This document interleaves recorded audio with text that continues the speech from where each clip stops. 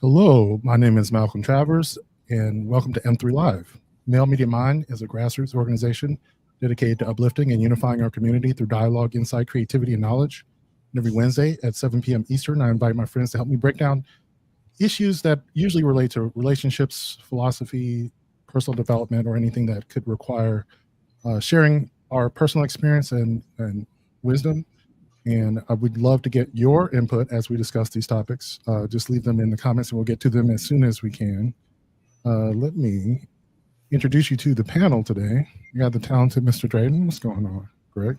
Hola, hola. Greetings from the planet of Atlanta. Hola.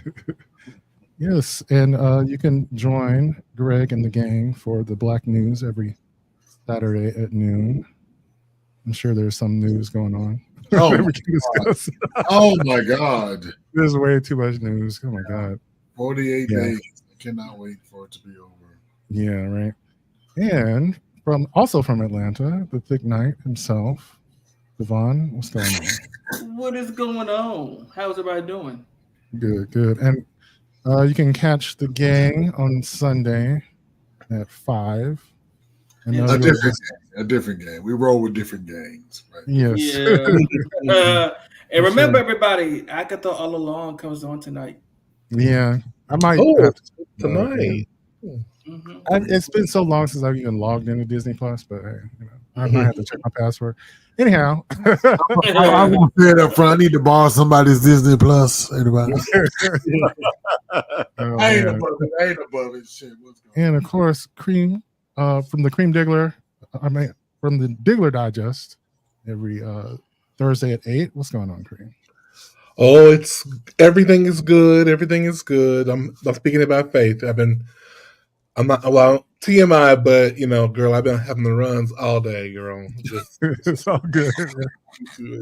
We're talking as much personal shit as we talk about. It's all good. Eat some bread, friend. Eat some bread. Yeah. Flour. I just had toast. I had toast. Yes, toast is really don't good. take an Imodium because whatever made you run, you want to make sure it runs. Yeah, I can't stand that shit either. It works for some people. Yeah, so eat bread, drink ginger ale. You'll be all right. You know what? They say that Imodium is a secret to poor advice. Go ahead. Babies don't feel good, but get them babies some bread. And of course, Swag from the Swag Suite. What's going on? And Tijuana. Marking myself safe from 1,000 bottles of baby oil and lube today. So I'm doing great. And now we got to mark ourselves safe from 756 dildos. Oh my God, that's so crazy. I'm still waiting on the source. Where was it? The source is the indictment. The source is the indictment. Like, it's in the indictment. Okay. Yeah. Let's just say, like, I read the article from the Washington Post. They were like, they redacted most of the shit because some of it is just so bad. Nasty. It's so nasty that he said they couldn't print it, but the stuff they did print was like, yeah, you get the idea. It's Caligula up in there. Right. Straight up, like it's the kingdom of Babylon up in there. Yeah. So one of my first topics I'm going to do tonight is going to be on subjective experience. I think I may have overstated one of like the philosophical things I was saying, like there's no objective reality. That's really not true. What I mean to say is that there is no objective reality that we can observe, and the idea being that just because there's no way to get meaning from outside of ourselves, that doesn't mean that life is meaningless. In fact, part of making a good life for yourself is creating meaning and sharing meaning with people. And I think this video kind of illustrates that. I'm going to play that as soon as I can find it, because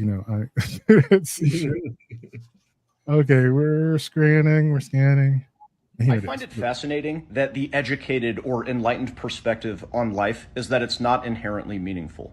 While this is technically true, I think it prematurely ends the conversation, because life does not have to be inherently meaningful in order for it to be meaningful. And even if you can deconstruct symbolism and realize that there's nothing actually there beyond the meaning that you give it, doesn't mean that you should not engage with symbolism in order to build identity and self-esteem and meaningful relationships. I would go as far as to say that having a meaningful life requires an intimate relationship with symbolism. Meaning in your life is built out of symbolic gestures. And building a healthy relationship with yourself and other people requires symbolic gestures. So what the heck is a symbolic gesture? In its simplest form, a symbolic gesture is something that you do that is meaningful. Offering someone a ride home, paying for somebody else's drinks, complimenting somebody's outfit. There's a lot of meaning here that goes beyond the literal action that you take. There is subtext to these gestures that goes beyond the length of the car ride home or the dollar amount on the bill that you paid. Symbolic gestures that are meaningful to yourself could include giving a speech in front of a bunch of people that you don't know, even if you're scared, apologizing when you know that you're wrong, or taking a shower when you're in a state of depression. The shower when you're depressed is a very important gesture to yourself because it's not just about getting the dirt off your skin. The symbolic gesture communicates that you're taking care of yourself even when you're not feeling great. And the interesting part is that a lot of these gestures are very commonplace. And the reason that I try to go mundane is that I think you should not necessarily go for what I call a heroic grand gesture. I've talked about these before, but one of the best examples that I've seen on this app is that somebody was trying to overcome their social anxiety, and so they stood up on an airplane and introduced themselves to the entire flight. Now, doing that probably gave that person a rush, and it was probably an authentic learning experience too. But in my opinion, the significance of that gesture is derived from the grandiosity, the fact that you're doing something big and extreme in order to confront something within yourself. And I'm also not saying that you should never do anything daring when you're attempting to do a symbolic gesture. Sometimes the daring, heroic grand gesture is exactly what the doctor ordered. Some of the best examples of heroic grand gestures are actually like prank videos that we see here on TikTok. Now, I'm not saying these are always appropriate, and sometimes I think they're just downright wrong. But doing something really wild with a bunch of people to witness it is actually a way to derive significance for yourself. But the downside of heroic grand gestures is that it can communicate that you don't really know how to affect other people beyond doing something extreme, something that you know is going to get a big reaction. And sometimes it can express a willingness to be antisocial and inappropriate. But the fact of the matter is, symbolic gestures can be very simple, very mundane, but still very meaningful, and it can help you build self-esteem and identity. Simply introducing yourself to someone that you don't know could be a symbolic gesture, not to them, but to you. Whether you guys get married and ride off into the sunset or you never speak to that person ever again, it can help you build the understanding within yourself that you know how to do that skill. The same thing goes for smiling at a stranger, helping somebody who needs help, or bigger things like applying to college or getting a new job. These can give you significance within your life that you feel. It's not just an intellectual understanding of what happened. But I think it's a defense mechanism when we die on the hill that symbolism doesn't mean anything. Small gestures don't do anything for us or for other people, and that life is inherently meaningless. It doesn't have to be inherent to be meaningful.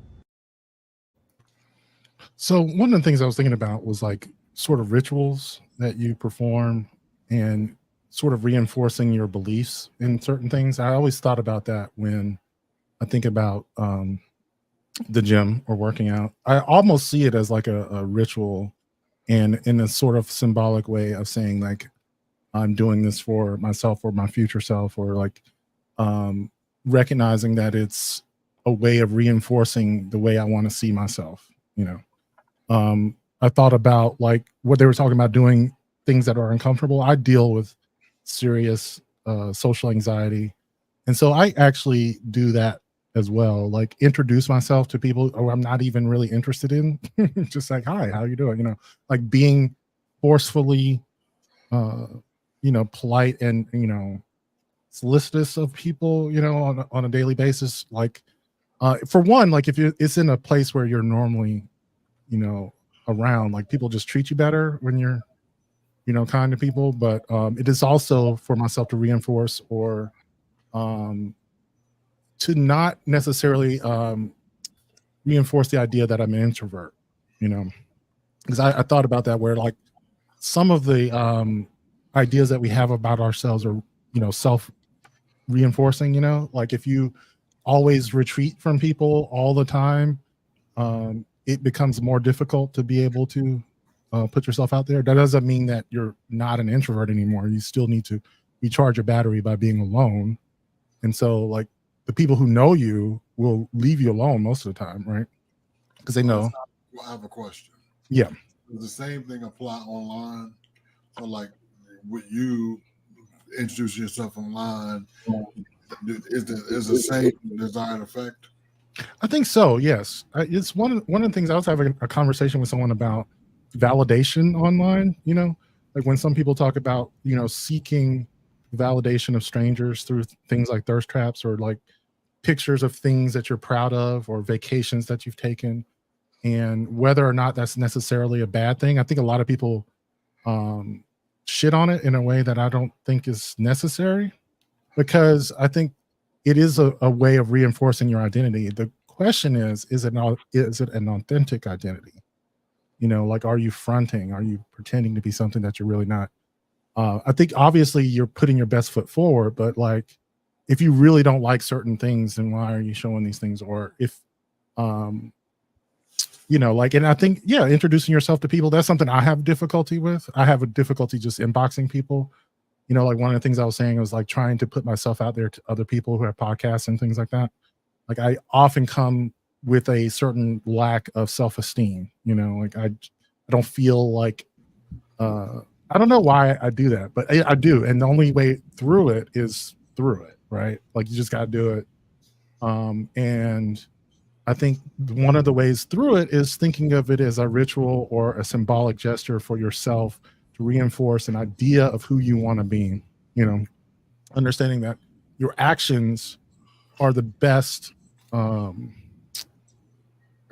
form of like a mantra, like how people will do those. It's like, I am this, I am that, instead of just saying things to yourself, how about doing things? Doing things are probably a better mantra. So what about the person? And I think Cream and I know this person. Every time they get into a relationship, here they come. You know what I mean? This the boo, this the baby, this the that, da-ba-do-da-da-da. Then next week they broke up. It's a new baby. I'm like, damn, what happened to the last baby? You know what I mean? Don't laugh out loud, Cream Digger. But oh Jesus! You know what? I sometimes follow people just like that, and I save the pictures because I'm like, I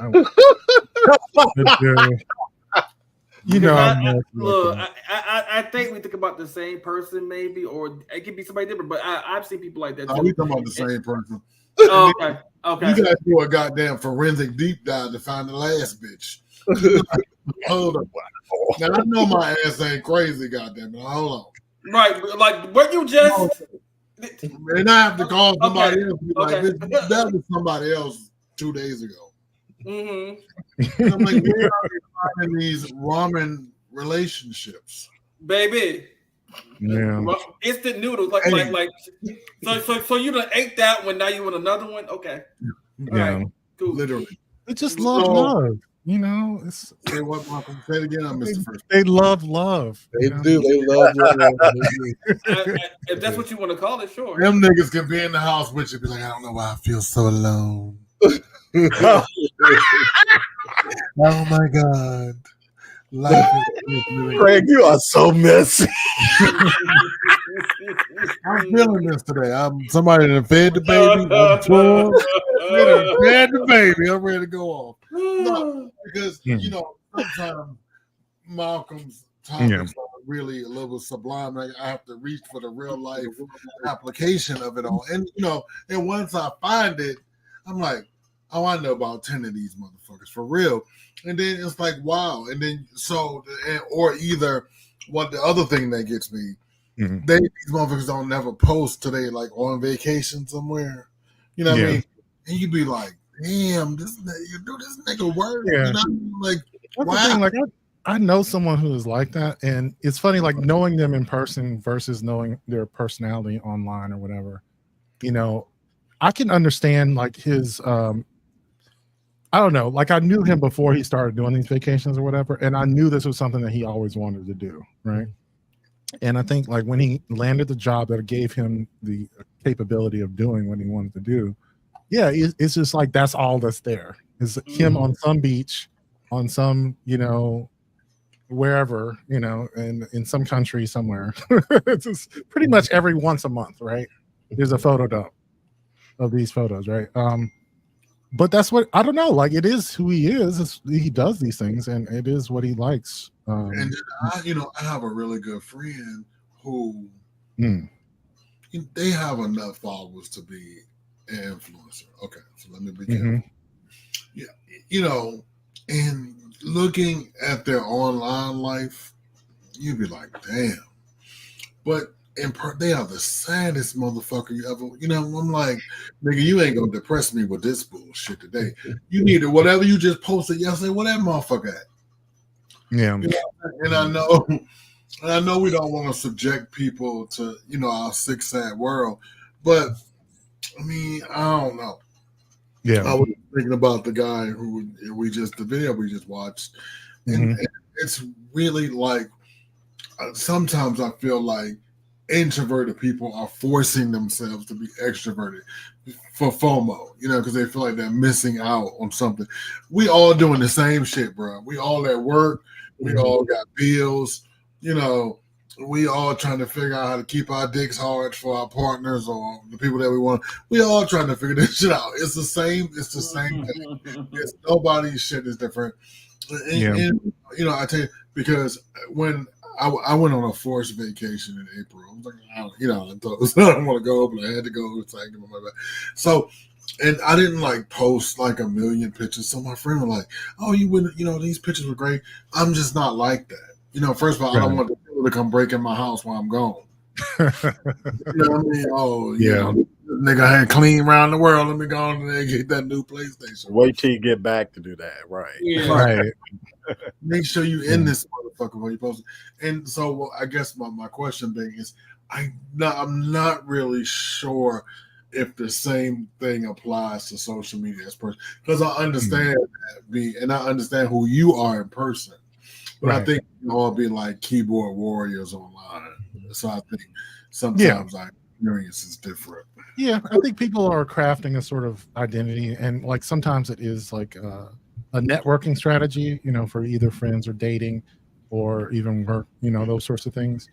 I think there's also just the idea of feeling better about yourself, self-esteem, and I think it's okay to a certain degree, because I remember thinking about this where, the idea that you wouldn't seek validation from other people, only because if you're relying on that validation specifically from people you don't know or people who don't care, when it's withdrawn, do you now feel worthless? That's really the danger of it. It's not necessarily that, because we all need validation, but that validation helps if it comes from an authentic place, from something that you earned, Right. something that you can be proud of, or, and sharing those moments, but yeah, no, I think about that. I know some people who are not online at all. That's to me surprising, but I do know a few people who are within my age range who have never created a social media account. And good for that. But back to me and Cream's mutual person. I'm like, now who dates you after they've seen you this? And they always pull a motherfucker out the cut. I'm like, wait, where you get this motherfucker from? After thousands of people know you, and I'm just always sorry. There's always more. Yeah, there's always more. There's always somebody who's not following, who's not paying attention. Because that's what happened to me. I had no idea what I was getting myself. Or that one person that says, "I'm different." Oh yeah, do you have that too? Yeah, so I will have success, right? Yeah.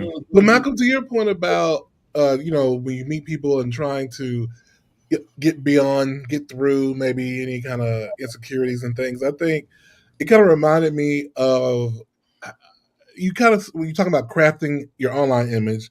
As far as in person, we kind of all do the same thing as well, trying to curate. At least we should, because what you tell people about you is what they're going to repeat back to you. So it's something it took me a while to realize that, because I remember one time I was talking to somebody and they were saying, well, you like this and you do, and I was thinking, bitch, you just saying everything I think I told you.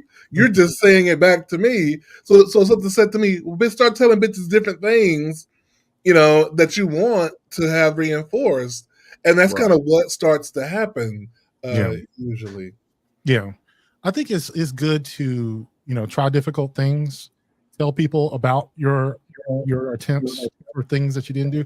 Because I remember I used to be the type of person when someone would ask me, what are you up to? I would tell them something instead of saying nothing. And so they got the impression that you're always doing something. It's like, aren't you? Like, aren't you? There's always something to be done. You know what I'm saying?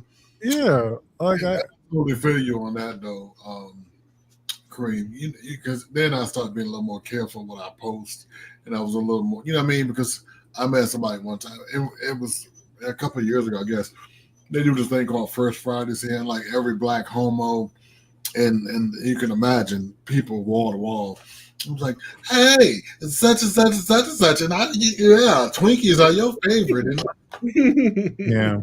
And my friend stop posting shit. I was like, what's so funny is I told you about how maybe years ago, I have a barber I've been seeing for about 20 years, and he's virulently homophobic.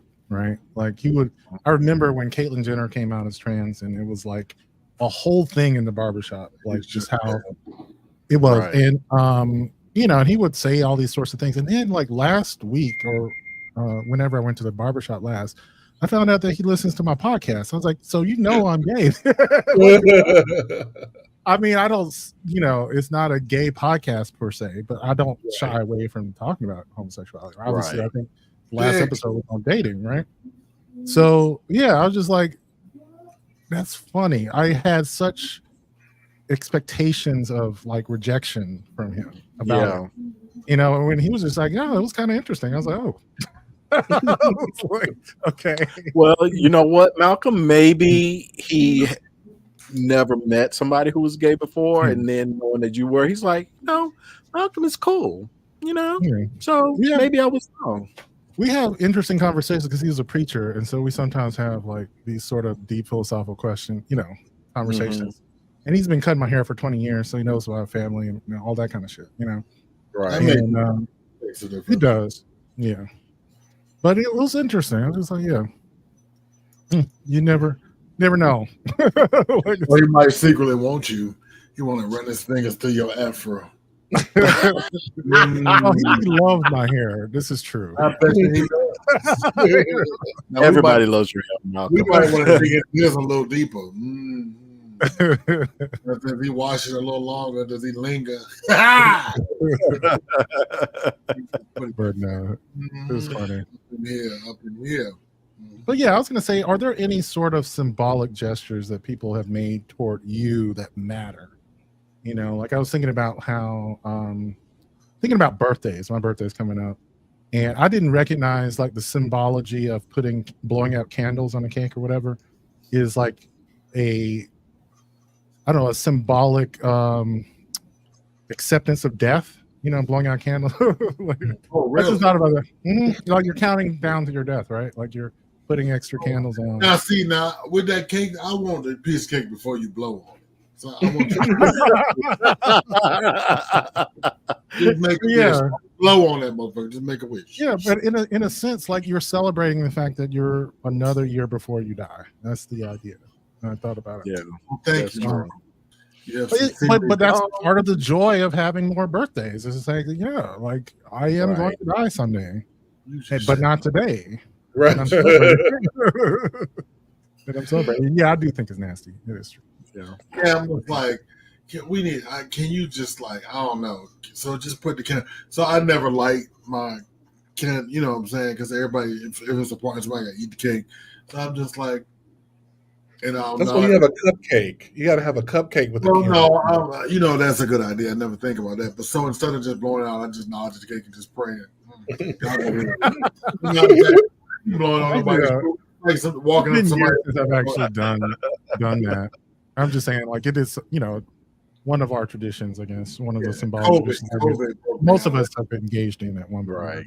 Yeah. COVID broke me out of it. I'm like, this bitch got germs. Right. My mom, every year for Christmas, like, she knows we don't need money. Like, it's funny. Like, she gives me $100, I give her $100. It's like, I don't know why we keep doing that, but it's just like, but that's just something that we always do because it's like, we don't have to. It's just even out the scales. I like that. Yeah, exactly. That's what we do too. Yeah, $1 for a year. Mm-hmm. Yeah, that's not bad. New Year's. Even Do you do those like foods for New Year's? The symbolic with greens, I black don't, eyed but I know peas. people who do. Like, Oh, like black eyed peas. my biking buddies, they do that. Yeah. They do the So grapes. you know what? I'm gonna put this in my candy corn bag, but I also really enjoy fruitcake. I do too. It's just got to be good fruitcake. It's gotta be good fruitcake. Exactly. There is Yeah. good fruitcake. A lot of people just had this trash ass fruitcake. But, Yeah, Right. like you don't need the store bought one. You just need one like So all you fresh. gotta do is add rum to it, and you have Jamaican rum cake. Oh, Just yeah. add Fuck yeah. rum, it's fucking delicious, bro. It Like, is. it's fucking delicious. If you get the right one, like my Aunt Julia, rest her soul. God damn it, rest her soul. Lord, I wanted to dig that woman. I'm like, give me the recipe, bitch. No. There used to be this place out of Memphis that did a fruitcake. Like, oh my God, they would ship it to you, like fresh, like maybe within 24 hours. This shit was so fucking good. Oh my God. It had bourbon in it. Yeah. Ugh. Yeah. And so it's just like freaking flunking delicious. So, right. Yeah. I'm gonna put, because I was my sister, I don't know how she found her way to the show last, and she saw the candy corn room.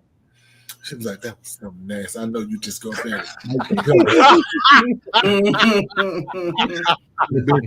Good right now, and yes, I would. Yes, I would. Yeah, Halloween is an interesting one too. I mean, that's more what was it, the Day of the Dead, I think is what it's adopted from, but right. All Hallows Eve. My uncle is a conspiracy theory. He always, God rest his soul as well, he would say Halloween was contrived to kill black people, to give black people the sugar, all that candy. That's what he would say. I'd be like, yeah, I mean, joy out of everything. God damn. I'm just like, it's candy, nigga. Relax. It's just. I mean, it is true that it makes M&M Mars, like I said, the M&M Mars factory is here in Albany, and it makes them a lot of money. At Halloween, it's there. Every year, I tell you the same thing. I'm going down there and get me bags and bags of the fucked up candy they got on sale. You get a whole bag. I know, right? Like they have the M&Ms that are not round; they're like triangles or squares and shit. Cream Diggler, he never M&Ms. If you don't do it this year, we're not friends. They ugly, but they taste good. They taste just the same. That's all that matters, right? Yeah, exactly. Yeah. I'm coming down there this year. Fuck it. What are you talking about? Fruitcakes or? Oh, we were just talking about traditions, and we got to Halloween, and somehow we were talking about candy. Like they give out candy to the kids at the M&M Mars factory around here. But I can't think of a gesture. I mean, I'm appreciative of anything. Like if I ain't had some shit and you gave me some shit or you did some shit for me, especially in this last year or so since I failed, like I have learned to be much more appreciative of people in their time, because there's a lot of things I could do for myself. So I'm like, in the things that you take for granted. Like this morning, I was like, I want some coffee, but now I can get up and go get me some coffee. But I had that memory, that muscle memory when I couldn't. I was super grateful to be able to do that, and so any small gesture. I'm a pussy, so I might cry. I ain't really I am. People don't know that about me. I'm gonna say it in public. Fucking. I'm just I'm a big old pussy. I'm a big old teddy bear, and I will fucking cry. I do cry in Bridget Jones's Diary. I do cry at Imitation of Life. You know what I mean? It's just one of those things. It could be the smallest of gestures. I remember one time for Father's Day, and my son, I don't know, was 10. I'm sure my ex-wife gave him the money, but he gave me like a tie with the world's best dad on it. I had to go to the bathroom and gather myself. Aww. Yeah, I did have to gather myself. And then one year, my niece, she made me some cupcakes for my birthday, and they were terrible. But just the fact that she was like 9 and she made these cookies, I sat there and ate the cupcake, almost threw up in the kitchen. But that is something I thought about, like the symbology of cooking for someone. I remember someone saying that. Right. Exactly. It really is. Like it is literally sustaining someone else's life. If you're and especially if it is a meal that has some sort of significance. I thought about that too, where that's something they offer to people before they're executed, right? Is a final meal, a meal of their choice, right? Like there's something about that is interesting. But no, I mean, yeah, cooking for someone is like a big deal. And I'm surprised especially for black folks. Like black folks, like that means something. You know, I don't make your ass some macaroni and cheese. I love you because that's right.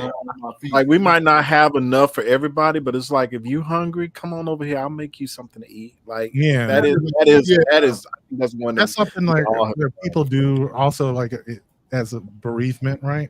Mm-hmm. That's definitely a Southern thing where you got a room full of casseroles. Dear friends, I have learned to put a gift card in a card. I'm so sorry for your loss because cooking, I did love to cook. Now it's like a very laborious task. What are some gestures you do, Cream? Because I know you cook and like a small gesture, like or some small gestures that your husband do that you just are bowled over by. For me, it's pretty easy as long as it's the thoughtfulness. Anytime you just show that you've been thinking, whether that's, hey, do we need some more ginger ale? Are you okay? Just something like that.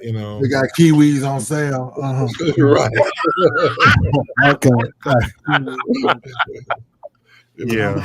It's just simple things. Yeah. Yeah, I think that is a thing. Like, I agree with that. The idea of meeting someone's needs before they even ask. Mm-hmm. Like, because you just are paying attention. You should marry. Just FYI. Yeah, it's just saying I'm paying attention. I noticed what you those in the sound of my voice. If you get a motherfucker that is so in tune to you before, I was dating this guy one time, and he was at my house the day before, and like that let's say we had dinner on Tuesday, and we had dinner again on Thursday. Thursday, he bought me a big pack of Charmin. He was like, because I saw in your bathroom, all I could find was one extra roll of toilet paper. I sat there and cried like a baby for that because I was so thoughtful. You care about me wiping my ass. And it's funny. It's funny. I actually had a video some episodes ago, maybe a year ago, about a woman. It was actually a divorce attorney. He said the first sign that this woman knew that the divorce was coming was when her favorite cereal wasn't in the cupboard. Correct. Oh, yes. And there was nothing wrong, but the cereal was missing. But the cereal was missing. It's like he always refills the cereal. And then one day it was gone. And she was like, that bitch was afraid. She was, and then when she saw back, she was like, "That was the first sign that was the first sign that it was over."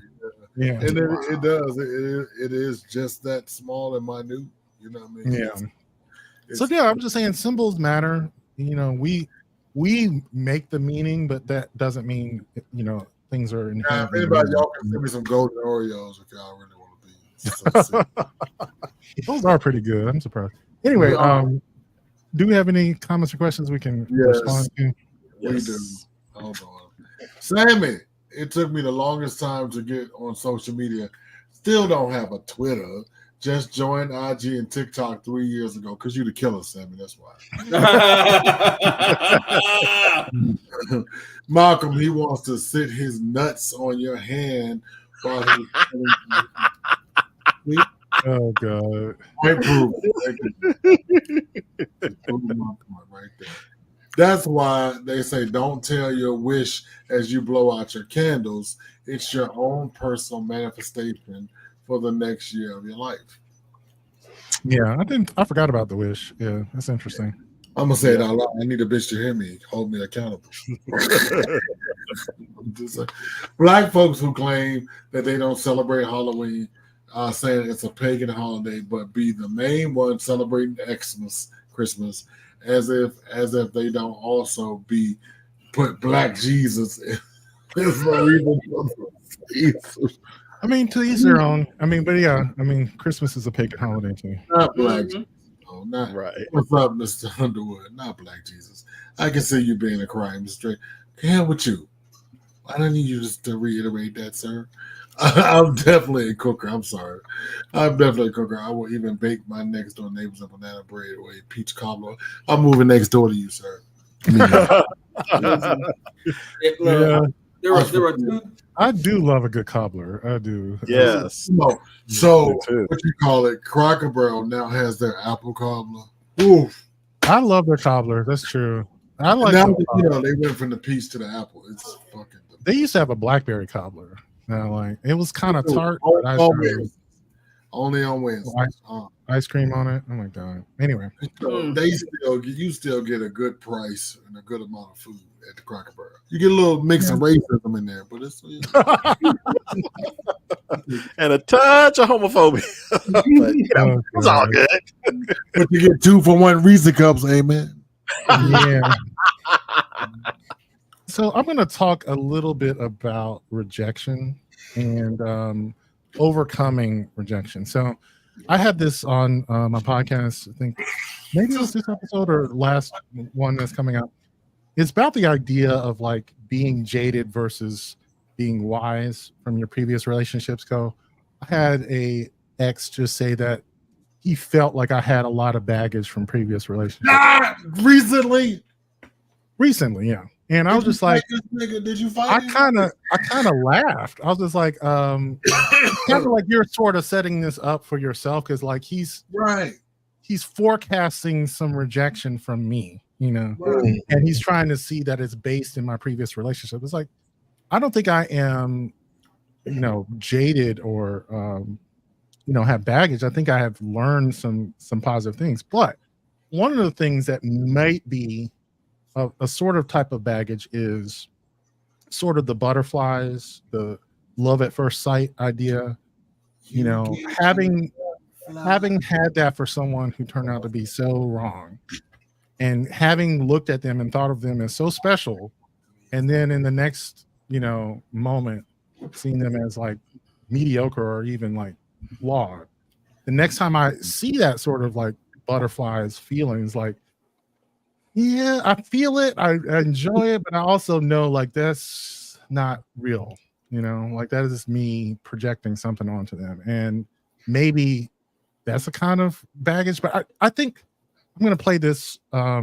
This is basically from someone who on a podcast who experienced a pretty devastating rejection, and she's wondering how she can learn to love again, basically. I'm going to play. Hey, Jordan and Gabe. I'm a 36-year-old woman, and about 1.5 years ago, my military husband walked into the kitchen, said he didn't love me anymore, and asked for a divorce. I was blindsided. In the 6 months leading up to that, we had moved to a new city from overseas, bought a house, bought 2 vehicles, adopted a new puppy, started trying for kids, and went on our long overdue honeymoon for our 5-year anniversary. He still told me that he loved me every day, did thoughtful gestures, and kept up all appearances of a loving husband. I didn't see a divorce looming, and we hadn't had any discussions about any divorce caliber issues. I was devastated and confused. He agreed to try couples counseling after starting individual therapy. 3 weeks after the bomb dropped, I found out I was pregnant. When I told him, the first thing he said was how it was going to complicate the split. No support whatsoever. He said over and over that keeping the baby was my decision, but he offered 3 choices. He takes full custody, I have full custody with only child support, or I end the pregnancy. Oof, what a painful conversation that must have been. Given that his military career would have him move in a few years, he figured that I would raise the kid completely alone in my home state. I ultimately decided to end the pregnancy. I was only 6 weeks along and didn't think I could handle it with my life already in pieces. And it didn't seem right to bring a child into that situation and tie us together forever. I get it. I would have understood if you kept the baby too, but I get it. I still go through bouts of regret and shame over this. Now I'm afraid that I'm almost too old to have kids of my own. The night after I ended the pregnancy, I walked downstairs to find my husband with his pants down in front of his webcam with his mistress. Swing! She's a woman from his amateur writer circle who lives in a different state, and she 1000% knew that he was married. He even introduced us once, and he had told her about my pregnancy. He had been texting and video chatting with her on his way to and from work after I was asleep or after I left for work for months. Apparently, they spent a lot of time together alone when she visited our city for a writers' conference. Damn, this scene is cheaper than a Chilean root canal, Gabriel. That's going to be a thing. Yep. I felt so duped for believing that he wanted to go to couples counseling and suddenly knew why he didn't want me to be pregnant. He told me once that what he did wasn't cheating since he already didn't love me when he was doing it. Oh boy, man, what a justification. Just imagine what kind of of father this a-hole would have been. Yikes. Fast forward to today. I occasionally open the dating apps to dip my toe back in that pool, but turn them off a week or two later. I just don't want to even try anymore. Given everything I went through, being betrayed so ruthlessly in every possible way by my ex-husband, I still struggle to move on. I struggle with trusting anyone and fully believe I will always be waiting for the other shoe to drop. I've been in therapy for over a year, but I fear being cheated on and betrayed again. I feel like cheating is so easy to do and conceal these days. Any advice on how I can move past all this trauma and open myself up to dating and possibly love again? How can I possibly trust anyone again? Are there any good guys with integrity left in the world? Signed, swiping right when I'm still wound tight after that fateful night. Woo, hold on. I gotta say this before we continue. If the purge ever happened, if the purge ever happened. So, I played this for G, who, Greg, you introduced me to him and, was on the podcast. And he told me about like the fact that he has an ex from 20 years ago that like he just randomly ran into. He hadn't thought about him for years or whatever, but just sort of like this rage welled up in him. And it wasn't so much like he wanted him back or whatever. It was something just about like, like you could have done something different, whatever it was that he did. He didn't really tell me much of the details of how that split happened, but it was just like how different our lives could have been if you had just made different choices, and just sort of like the regret of that. And I was just like, to me, that is, how do I put it? I think a lot of people might look at something like this woman went through and see sort of the baggage that comes from that. Now, she is in therapy. She's talking about it. She's crying about it. She's trying to get back into the dating scene. It's only been a year since this has happened. It's going to be a struggle. And I don't think it is something that ever should go away. That's the point that I think a lot of times I hear from a lot of people who think that you shouldn't have baggage from previous relationships. Like that's your experience, right? Like if it was awful, and the crazy thing is like what she went through, this guy, what he did is very pedestrian, right? Like it's not like the cruelest thing that someone has ever done to someone. It's not like abuse or neglect or like, stalking or anything. It's just like he met some chick that he really liked and didn't know how to fucking deal, and cheated on her. She got pregnant in the process. I mean, I'm sure that's a certain level of trauma there as well, wanting to have a baby and not sure if she can have one now that she feels like she's too old. And so the regret of having an abortion at a time when she wanted to have a child, I mean, there's that on top of it, but what he did is just so common, right? And so I think this is something that a lot of people deal with. And I think from someone else's perspective, someone like a new relationship, someone else, maybe someone who's not very understanding, they will, and maybe rightly so, view it as baggage and like damage.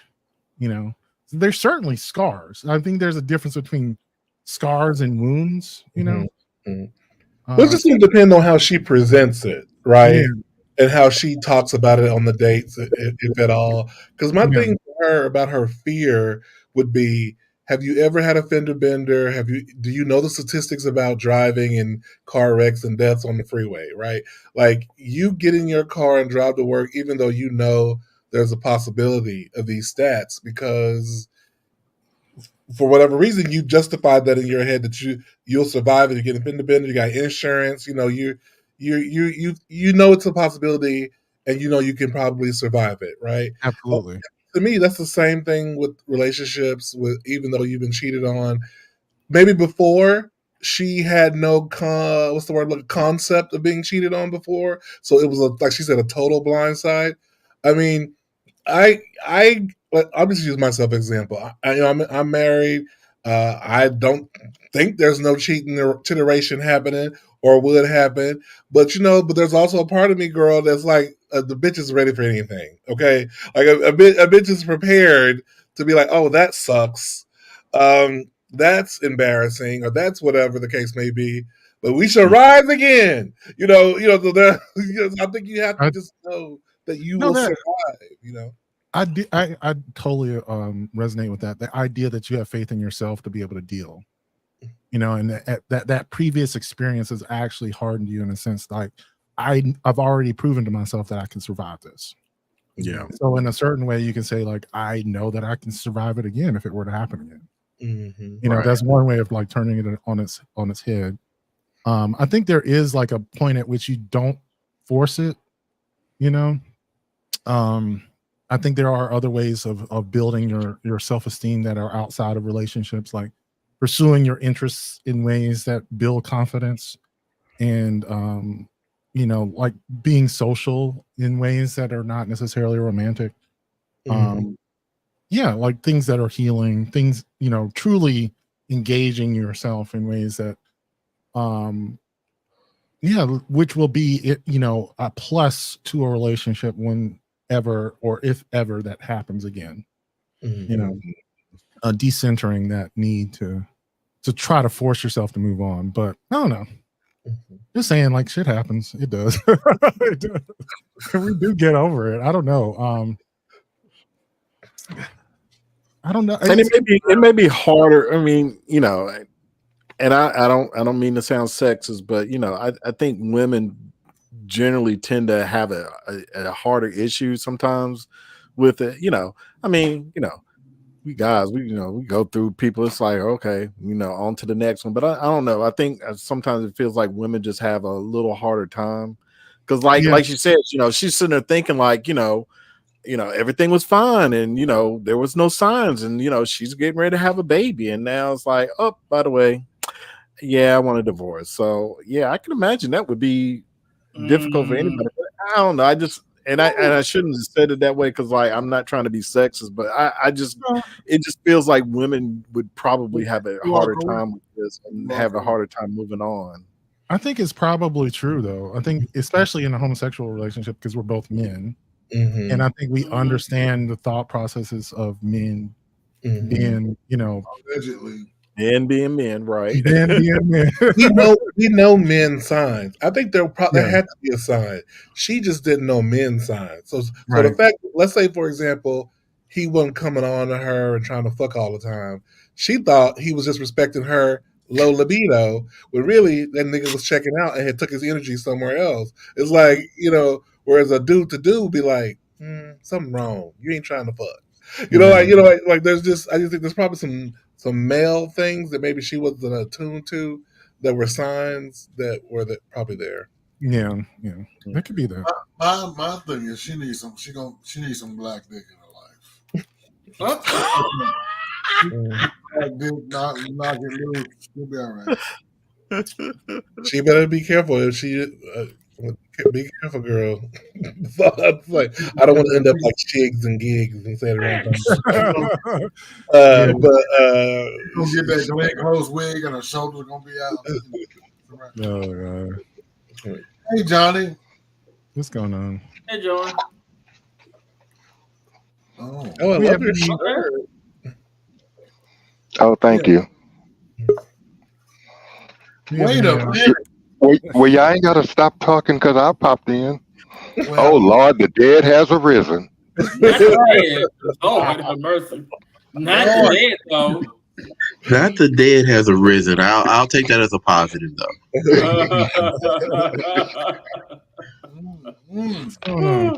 Now, Jeffrey, we got to get you and John's input on this one because so we got to run the video again. So let me tell you.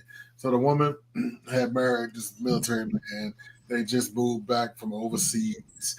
Everything was good. He was a perfect husband. They was trying to get pregnant. He walk in the kitchen one day and be like, you know what, girl? I want a divorce. And she was like, oh, no, I was blindsided. And so she asked the guy on the podcast, well, how do I move on? You know, I don't know about this. I don't know what happened. You know, I'm scared. Basically, that's it, right? That's it. Yeah, right. basically that she's scared of being cheated on again. Yeah. There was infidelity. It should be noted as well. Yeah. She was a white woman.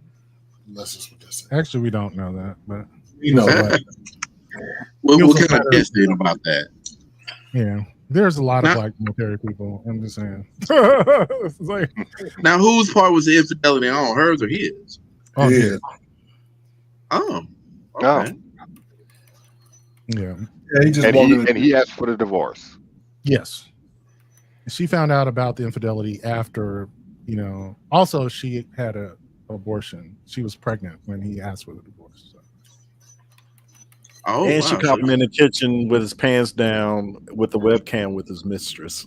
Right. And I think later on, she found out that they were having rendezvous. This is why I don't own a gun. Yeah. Well, it sounds like. Okay, so her question is, what does she do now? Is that her question? Yeah. It's a year later. How does she get back into being? How does she get back in the mood of being in love? Because she wants to. She's back on the dating apps, but she's scared to fall in love again because she's fearful that the same thing will happen to her again or worse. Then she probably, if she can't do it on her own, then she's probably going to need some professional help to work through it. Yeah, she's already got that. Yeah, she's in therapy. Okay, then she's on the right track. Other than that, girl, you should be happy you free because he was cheating and doing everything else. So, girl, he helped you out. Right. Because it sounds like there's enough damage that this is irreparable. So he helped you out. That's a good point. That's the perspective that I was taking. Like, I mean, breakups are hard, divorces are hard, and one thing that helped me get through my breakup was they made their choice. They made their decision. No one forced them. No one put a gun to their head or anything of that nature. They made their choice, and as hard as it is to swallow and accept that, you have to. Like, a choice was made. And then people be like, and then I know we sometimes we bargain with ourselves, like, if I had did this differently, sometimes you gotta accept the fact too that no matter what you did, they still were gonna go. They were still gonna go. They were out the door already. Like, if you come up to me and say all of a sudden I want a divorce, then you made your decision. You've already chosen that you want a relationship. And I remember one time somebody it was a female was mad at a guy because she told him that I want to break up because I found somebody else that's better financially and can get crap my back better than you. And he just said that he was like he gave it a moment. He was like, okay, that's fine. Hey, and she was like, wait, you're not gonna fight for me? He said, no, bitch, because you already made your choice. What am I fighting for? Was a stress, heartache, struggle, mental disorientation? Bitch, no, you already made your choice. You already out the door. So what am I fighting for? Exactly. Right. And in this instance, like I said, he did her a favor because there's just all of that's too much damage. So he already knew I done fucked up. It ain't no way she's ever gonna trust me again. So go ahead and release her. And on her end, yes, she's gonna go through the emotional roller coaster. I get it. I think we've all been there. But on the other side, you're going to come out a whole lot better. And you're going to learn something about yourself that you can go through adversity and still come out. Yeah. That was one of the things I was thinking about. But I want to ask you or anyone on the panel, is there anything to be gained by dissecting the relationship and seeing if you could have found the signs that the relationship was coming to an end? No, I don't think so. That is torture. That is torture in the worst way because one, it's like as they say, I'm not a sports fan, but more than quarterbacking. It doesn't make any sense. And as it said, once a decision has been made, I can go. Only thing that's going to do is cause me more stress and more trauma. It's going to hit my self-esteem, and now I'm wondering what woulda, shoulda, coulda, woulda. Yeah, some people. I ran into a similar conversation with some coworkers earlier about just as you get older, there's certain things you just kind of figure out. And one thing I tell people is I'm not going to fight you to be with you. Like, if you decide tomorrow you want to go, then guess what? The door is there. Like, I'm not getting ready. If I know I've done my best, I know that I've done everything I was supposed to do, and you still decide that's not enough, then guess what? Then maybe you need to be with somebody else. Bye. Like, and as far as the fear part, I get what she's saying. Anytime there's a major shift in life, there's a grieving process. Go through your grieving process. But on the same note, this idea that I'm fearful of being hurt, this won't be the last time she'll be hurt. And I think that's the thing that we always have to deal with. It won't be the last time. And as John said it best, we learn lessons through that. We learn how to cope. We learn who we are. We learn what we're made of. We learn what we'll accept and what we won't. We can never go through life. You know, it's a famous cliche line. They say, you know, everybody wants to be loved, but nobody wants to be hurt. They go hand in hand. You can't have one without the other. So it is an acceptable risk that we all take that want to be in a relationship. I.e., I am absolutely, every time I give somebody my heart or my essence, I am taking a chance that they're going to hurt me. My trust is that hopefully they won't. But the other side is that I have to remember that I am able to overcome. Like, I am able to deal. I have had worse failures in life than somebody breaking up with me, especially a liar. Like, he's a liar, he's a cheat. Like, he showed you he's nasty. who he is. Like, why would, you know, I'm not going to allow that type of person to dictate my future. And I'm not going to allow them to hit my self-esteem, because that's a him problem, not a her problem. Right. Yeah. Baby, You know, just do this. Put that Neosporin on that wound and keep it moving. Right. Yeah. Put some witch hazel up there. And I hate what I hate about it too is that he said, well, we can do couples counseling, which means you gave her hope and then you took it away from her too. That hurts even worse. Like, because I know, because in my last situation, they were like, well, we could do a reset and try again and shit. I was just like, okay, and me being the stupid ass that I was like, okay, yeah, sure, I'll rock with that. Maybe we need to do a reset. Maybe we need to like really reevaluate some things and see what's going on. And then the next thing I know, I'm blocked, I'm unfriended, and they off with somebody else. I'm like, oh, you shot the ass motherfucker. And probably the deepest cut. Now, knowing that he's cheated, but the deepest cut is you walked in on him and you saw him actually doing it. Right. I know it was. So that is going to play over and over in her head. Yeah, that is something. No, and so just from the male LGBTQIA diaspora, I know we look at sex and relationships way different. Because my first thought was like, ain't nothing like, you know, a new man to get over an old one.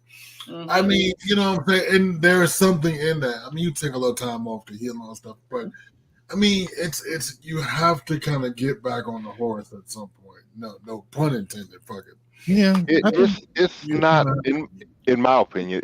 I don't think it's that different between hetero and homo. Feelings are feelings, no matter what. Now there may be a shorter time frame, but when you hurt, you're hurt. It don't matter what it is. I was going to say that there are different folks in all the communities, right? Like, so no one is going to take. I would say, like, some people, and I can include myself amongst this, where cheating doesn't really cause a wound for me that way. It's more of a disappointment. Well, no, I think it's the lying and the cover up that's more the issue. Like, I want to believe that person, but like the actual infidelity is like, dude, like if you want someone else, like just say, like, right. Just tell me. Look, if it's something that I've done.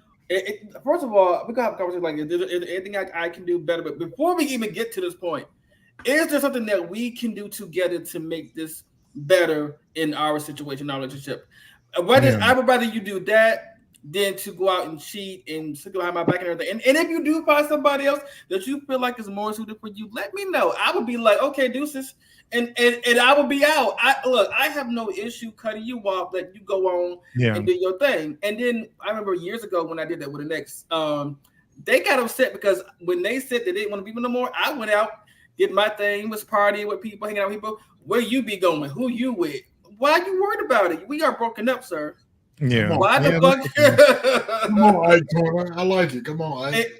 Why are you worried about it? We broken up. You wasn't worried about it when we were together, so you know. I think the closest thing, and Malcolm is going to agree with this. I think the closest that I've ever come to that was, you know, you're kind of in the middle of a relationship and you kind of realize that it's not going to go. So my thing is, you wasted my time. You know what I mean? Like, I don't give a fuck where you put your dick at. You grown.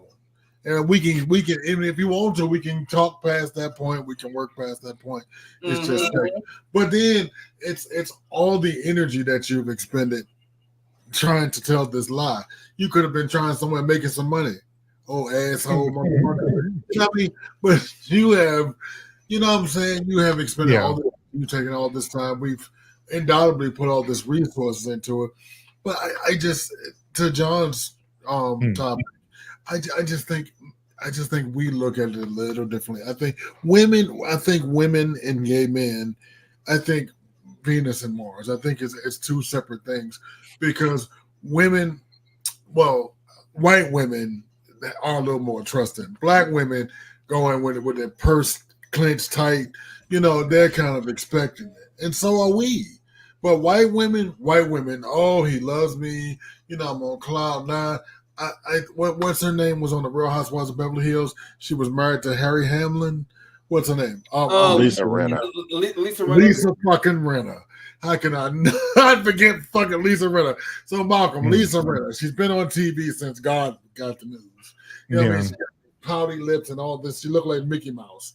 So the whole thing was, you know, one of her castmates was like, "Girl, Harry Hamlin cheating on you." She's like, "Don't talk about my husband, Harry Hamlin." You know, and so then when she found out, she was like, "Oh, you know, I thought it was forever." Now they've been married 32 years, and you know he been fucking. He's an actor, but so you know, and then her friend, what's her name from Coming to America?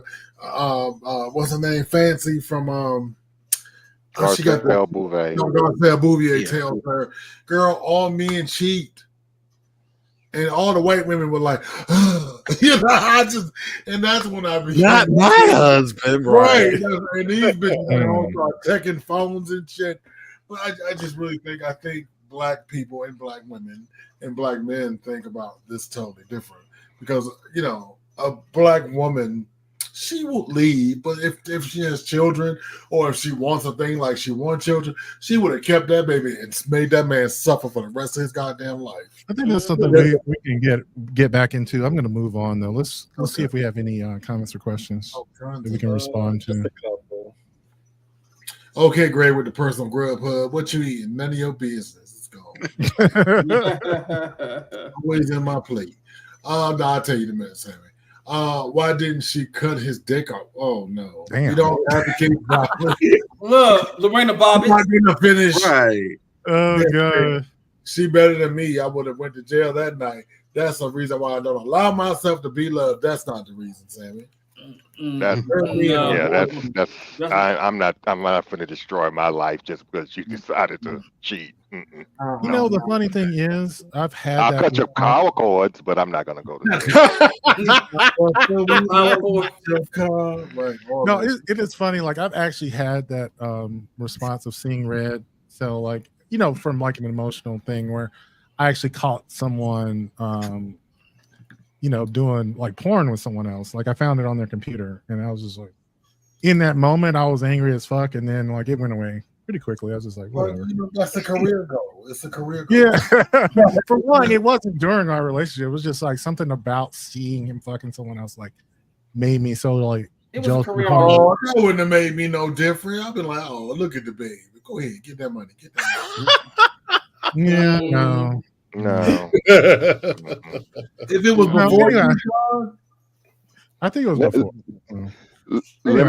Let me just say this one thing before you move on, Malcolm. The one thing I can say for me, and I'm only speaking for me, is, you know, that way you go through that, what could I have done differently? What could I have done better? Right. I've only done that once. After that, I'm like, fuck it, it's stay lost. I'm not going to sit up there and torture myself with, could I do this? No. It's only happened once that I did that. I did that once too, John. I broke myself trying to improve and be what this person wanted me to be, and I'm like, at the end of it, it still didn't work out. So it didn't matter what I did. And I said to myself, I will never again go through all of this and break myself with somebody, first of all, who don't want me, and second of all, is it working with me to actually make things better? They was out there doing their own thing while I'm sitting up here trying to make things work, and they were just watching me do this shit too. I'm just like, oh no, yeah, that's you're not doing this again. You know, some people are sadistic, Malcolm. They just like to see. No, I think that is true. Yeah. I think a lot of people, and I would say it may not be the best impulse, but maybe like finding someone who wants to bend over backwards for you. Just saying like, you're not necessarily trying to make them into something they're not, but like someone who's putting the effort in. Right. And that could be like a very baseline thing that you need to see from someone.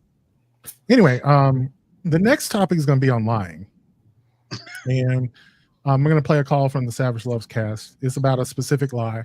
We could talk about the call, but I think I want to generalize it to the idea because I think the call is kind of funny. Okay. But I want to ask you two things about lie. Is it ever justified for like a moral reason? And is it ever pragmatic? Like, even if it's immoral, is it ever just pragmatic to lie versus telling someone the truth? I'm going to play this for you. Hello, Dan and everyone. So my question is about my partner. He is very insecure about his dick, about the size of his dick. It's definitely like on the small to average size. And he often says, like, I'm worried that you want me to be bigger. I'm worried that, like, if we do a threesome someday with a gentleman, that you'll want him to be bigger, or he'll be bigger, and that it'll please you more. And I tell him, like, that he satisfies me and that I love his dick and that it's not small. And, like, he does make me come from penetration, which is honestly rare. That's not something that always happens, but he's great in bed. And I tell him that all the time. And I tell him that he doesn't have a small dick, but I don't tell him that he has a big dick because I hate to lie. It makes me incredibly uncomfortable to lie. And I don't want to lie and tell him that he has a big dick. But, like, should I be telling him that? That'd probably make him feel better, but, like, would he know that I was lying? Would he appreciate it anyway if I was lying? I don't know.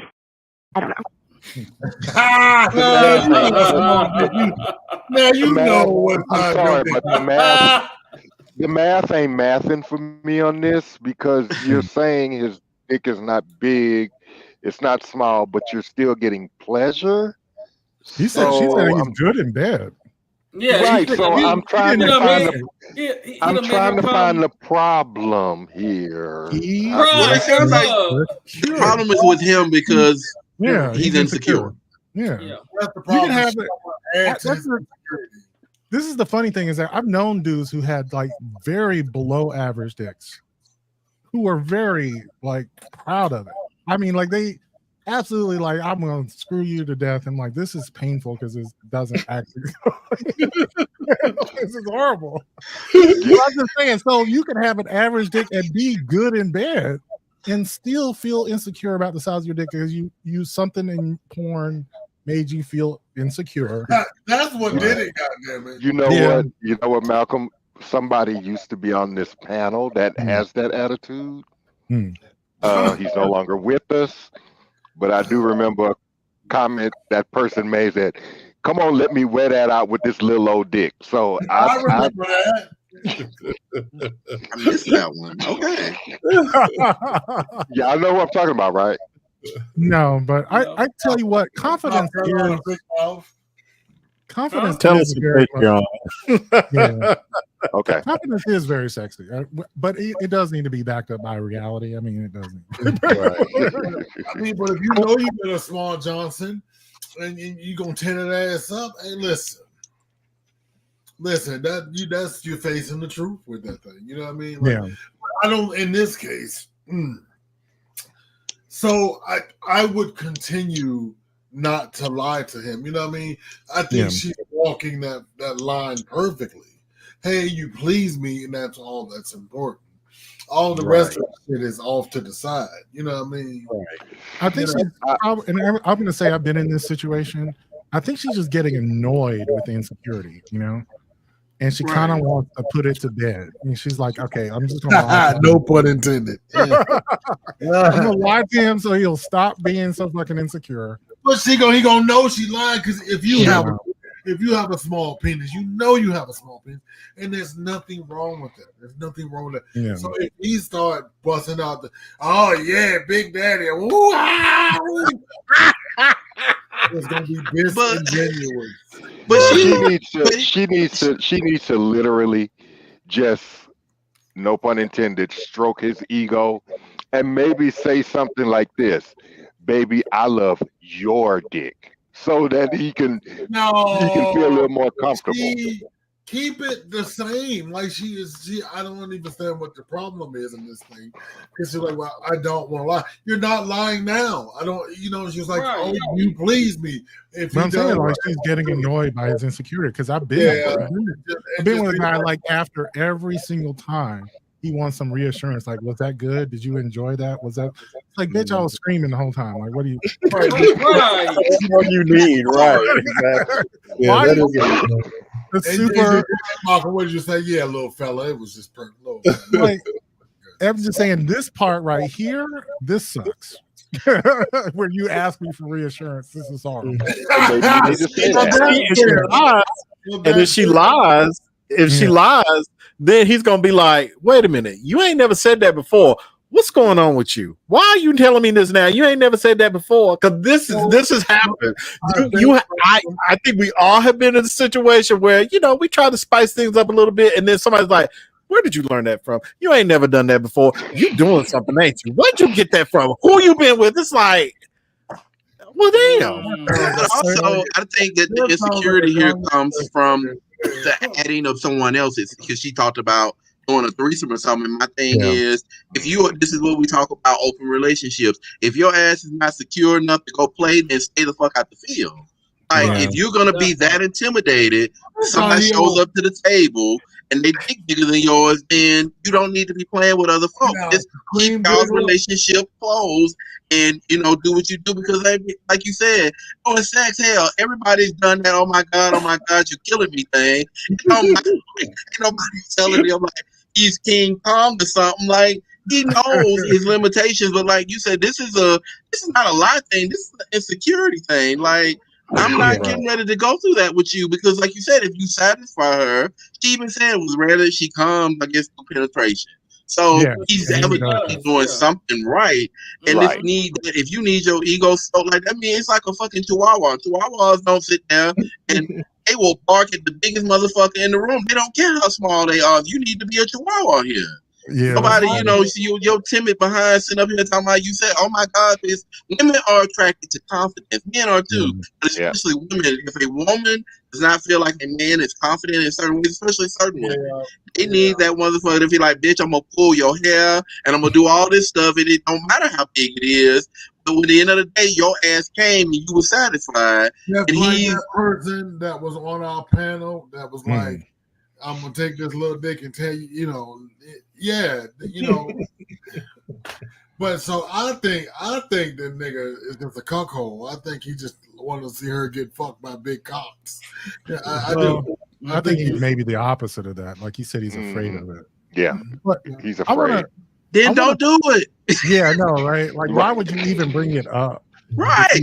If you are afraid that other dudes have bigger dicks. Anyway, but I want to take this to a more general question. Like, are there situations where you feel that is morally acceptable to lie to your partner about something? Or if it's wrong, is it still probably just best to give them the lie that they're looking for? Like the old, like, does this make me look fat? The lie. Try not to hurt somebody's feelings. Right. The white lie, the sort of thing, like, I think I want to say. Just, you look cute. I was like, babe, you look boxy today. That's fine. I don't. Nobody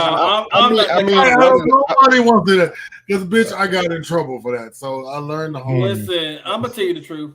Don't tell me how. I think an acceptable lie is something that I would always do and be like, yeah, baby, I'm already in the car and I'm still sitting in the bathroom combing my hair. That is a cultural thing. That's black. Right. Yeah, that's just black people shit. Yeah. It's still a lie. It is. I'll be there in 15 minutes and I ain't left the house yet. Anyone who says that shit in black time, 15 minutes. That's on you, because people lie about that shit. Right. It's not in like a sexual way though. Let's say, for example, I've had it where, let's say, a guy was doing a certain thing, let's say, sucking on a nipple or something. And I really like that. I'm into that, but he wasn't doing a good job at it. but I don't want to stop him from. I got to train him, right? Right, So I'm right. gonna be like, oh yeah, less when you do it that way. I'm going, maybe right, take the teachable moment. Right. Train them. So Right. you train him. Right. I mean, when in reality, it really would have been a quiet the whole cricket. It would have been cricket. Right. It would have been cricket. Yeah. But so I'm giving you a lie in the sense that I am enjoying it to encourage you to get better at it. Right. Yeah. I think Well, let me ask you about this, because this is something that happens to me sometimes. Like, let's say it is about your cooking. Yes, God. Let's say you feed, someone you care about, something that you worked on very hard. Yeah. And, whatever criticism may come of it, like whatever it is, will probably elicit a negative reaction. Do you think it's in their best interest to lie to you? Or No, it's not. It's not. I mean, yes, will it cut like a knife? Sure. I might have a comeback? Probably. But I do want your honest opinion, right? About it. I think just from a Cream Dilla video. I'm just saying they want to maybe avoid that cut. Maybe like, I think if it's something that you're passionate about, then yeah, you kind of want people to go ahead and be honest with you, because if it's something you really enjoy, you want to be good at it and you want them to get pleasure from it. So in that case, yeah, I agree with Cream. It's like, yeah, it's going to sting a little bit, but no, tell me. You be honest with me about that. Have you all think it wasn't Cream's last video, maybe 4 videos ago. So I think Cream had worked on this, whatever this thing was, like all day. And so he turns on the video camera, right? I'm talking about Malcolm. Shannon's sitting at the table, and Cream is eating this thing. Ain't nobody chewing or eating, right? So, and so he's like, hey, babe, how is it? There's silence, first of all. There is a pregnant pause. And then Shannon goes, And Cream goes, what is that? What is that? When it gets terribly funny. Yeah. See, that was a performance. He like okay. Now the true performance. Okay, that was a performance. The true thing is like the other day when I made something and I was like, "What do you think?" He said, "Oh, it don't have enough salt in it." And I was like, you just too black. You like your chick too." Like, and then that's what I said. That was the then I was like, well, actually, no, it could use salt because I was trying not to do too much so that it's easier to add than blah blah blah blah blah. So yeah, that's what happens when that happens. So I'm gonna ask y'all. So when you ask your partner, how is my cooking? What is a response that this is the best response right here, bitch? No. I'm just asking in general. What is the response that would get them killed? What is the number one response that would get them killed, or something thrown at them? Oh God! This needs this. Oh, this needs a little that. This needs a little this. No, it's not that. It's the well, it's good, but it's not as good as my mom. Oh God, yeah. And one guy said that he got something thrown at him. Yeah, comparing something to someone's ex, I think is a good way to do it. That would get you. When you compare to somebody else, your mom or your ex, not family. Family, it is what it is. But an ex. Yeah, I'm not going to ship your ass no more. Use the reaction. You say something like that to me, I'm throwing it all in the trash, and I'm gonna say, "You call that motherfucker? And you tell him to cook you from now." Right. And then in my head, I'm like, "What else you comparing to you, ex? Yo, slew footed motherfucker." Oh God, yeah, that's. I would say in that case, just keep your mouth shut. Yeah. Right.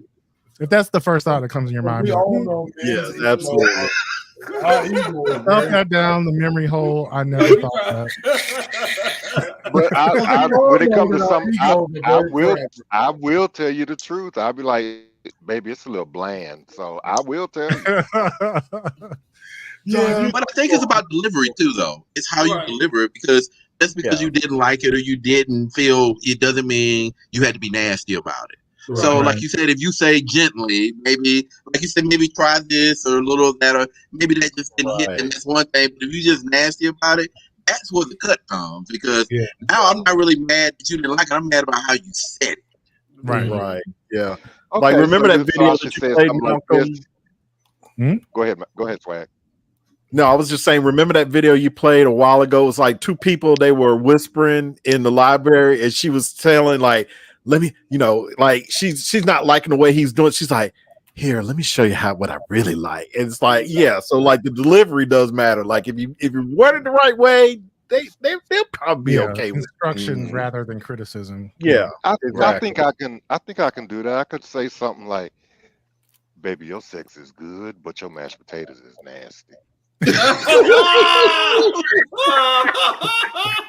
can live with that. That would be funny. That would be funny. I can live with that. Because you build them up. You build them up. They're gonna be like, well, you know what, then? Have sex with the mashed potatoes in next time. Hey, for somebody that might be a thing, so be very careful. I know. It's that management sandwich. Oh yeah. You give them good, bad, and things to do better next time. That Don't doesn't do work that at out. all. It does not work, no, because we have the negativity bias. We remember the shit. We do not remember the good. And now we all know it's coming too, right? We're like, Right. when you start off with, so we really love you here. All this. What you want to say, bitch? Right. Say what you really want to say, girl. I try with that particular statement because they know it's coming. Yeah. I try to start off with, you really turn in a great performance every day at work. That's it. And I start with that. Now, if they don't, I can't lie. But let's talk about performance. I just get right into it. But that kind of stuff. So, I was married to a woman who was very matter of fact like that. She didn't give a fuck. She would just be like, I don't like that, and I don't like this, and she was very much like John, but she was Aquarius. So, but I think somebody going in that knows John and they know Kim, you kind of accept what it is, and it's not so hurtful because you know that they love you. At the end of the day, I think John don't remember this. One day he came into my job and told me my pants was too tight. Where's you going with them tight pants? My little feelings hurt because I just knew I was cute. Oh my God, that's funny. You been telling me I won't break it up. I stopped by the mirror twice before I left the house. God, or you get they ask you, well, how does this look? And you be like, well, how do you like it? How do you like it? Looks good for you. Right. I was just going to say, John, it looks good for you. I would ask John to bring me some snacks, right? Sometimes my friend brought me the cream. My friend brought me a little water, a little peanuts. I was like, oh, thank you, friend. He said, no, don't worry about cash. I mean, you got it. So I stood up from behind the desk to get where's you going with them type? Now, because I knew John, I just laughed until I peed. But somebody else would be like, what the fuck you mean? And right. So it all depends on it is about how someone receives it. I just say I've been in situations where I feel very hesitant to get that negative response. I'm so fearing the negative response that I sometimes elicit it, because they see the hesitation, they see the no matter what I say, you already are going to be bracing for something negative anyway. And I'm like, oh, for sure. Yeah. And So I think fortunately, everybody on this family, on this panel, we have a family. I feel like we can have that discussion that it doesn't have to be sprinkled with sugar. It could be, right. Bitch, this is what you did. You know what I mean? And this is how I do it. You know what I mean?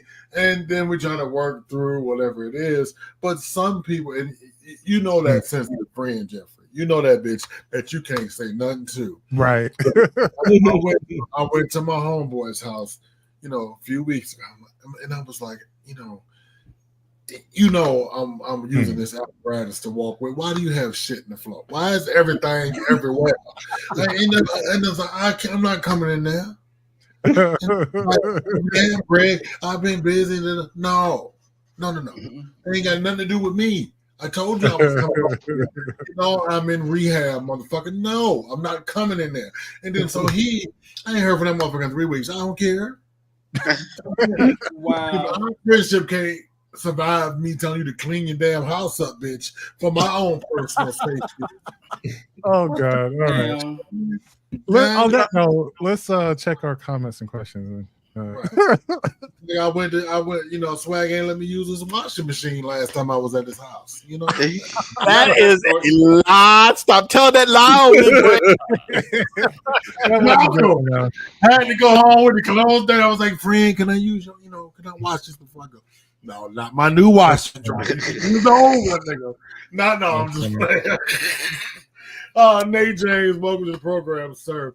Hey. Nate said, lie, girl. telling the truth in this situation is not going to help. If you want to stay with, he wants you to lie. He know that shit is a Vienna. Nate, you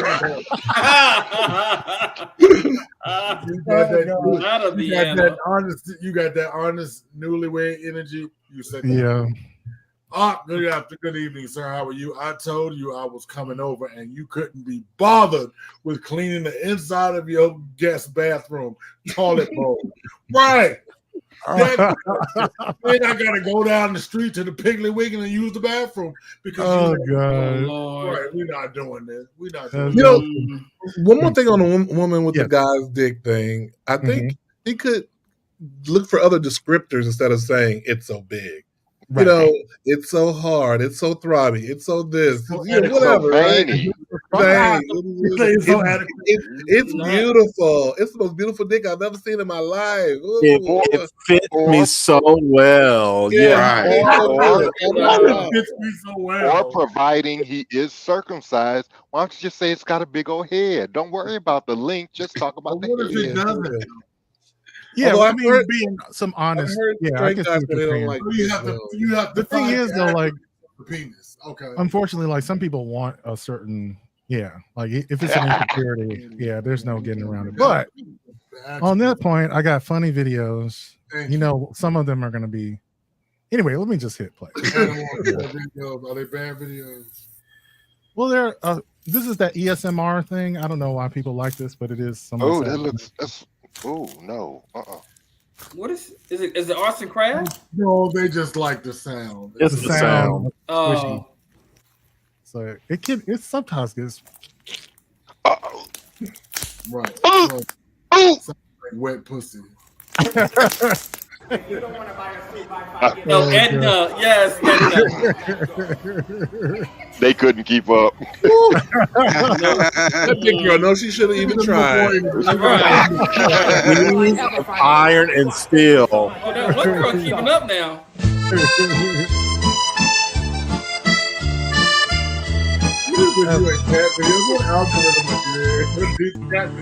Love me tender.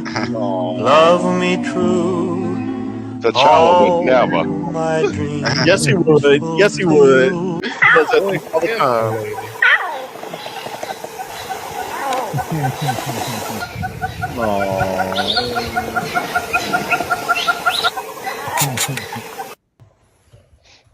Now this I don't.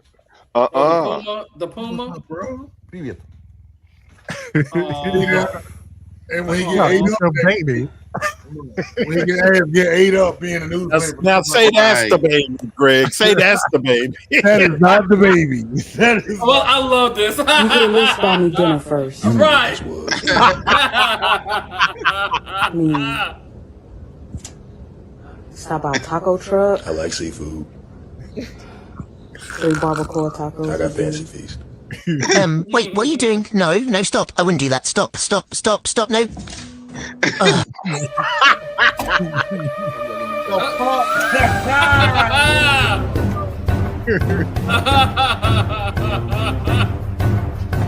opened the door. Thank God T'Challa doesn't know how to do that.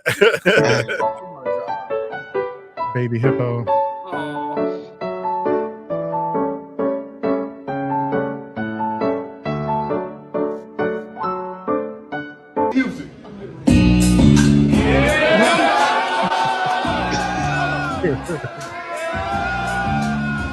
That's part of my physical therapy. You gotta do those.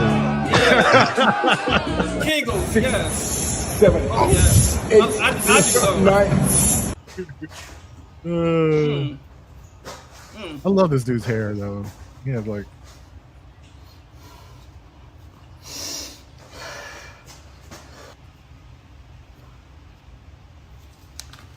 Like, where you work at? What up, Creed? Oh god. Oh, this is funny. Yeah. Yeah, yeah. Out of the way. Dogs up out of here. Yeah, yeah. Out of the way. Police officer. Yeah, yeah. Out of the way. Ready for the smackdown. Nobody punches seats. Like Bill Mike.